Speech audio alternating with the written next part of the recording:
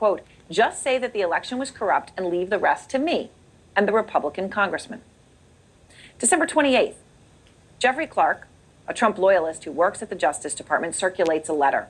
And this letter calls on Georgia to convene a special legislative session to look into, quote, irregularities in the 2020 election. The letter, obtained by ABC News, falsely claims that the DOJ had identified, quote, significant concerns that may have impacted the outcome of the election in multiple states, including the state of Georgia, end quote. That is a complete lie. The Department of Justice had not identified that. That never happened. It's a lie. Barr had already said it was a lie. This guy Clark goes out, works for the Justice Department, sends out this lie. Well, DOJ officials rejected his request to send that specific letter. But Trump doesn't stop. In the days that follow, he continues to go out there, and he's growing more desperate at this point. So I bring you to December 29th. Trump's chief of staff, Mark Meadows, has a meeting with Rosen and several others, and the topic of this meeting is voter fraud.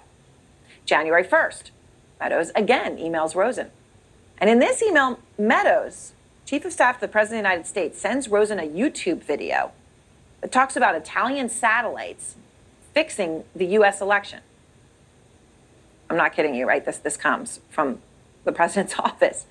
Rosen forwards this email to Donahue, who responds, pure insanity. That's the quote. But it doesn't stop then.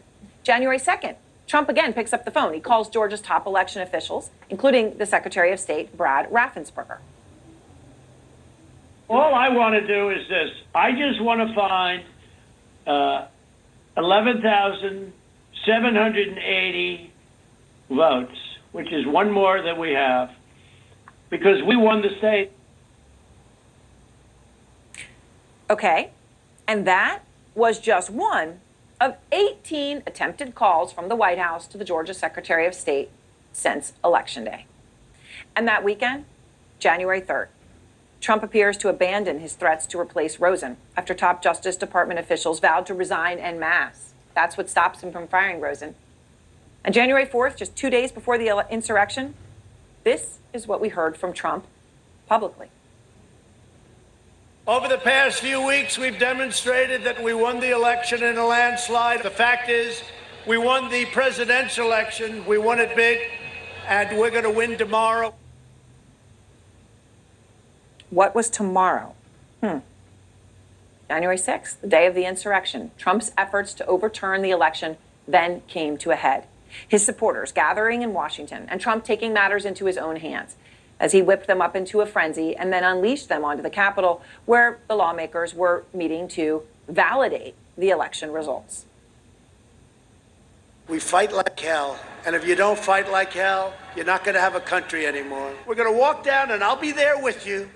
We're going to walk down to the Capitol, and we're going to cheer on our brave senators and congressmen and women. Manu Raju was out front live on Capitol Hill, and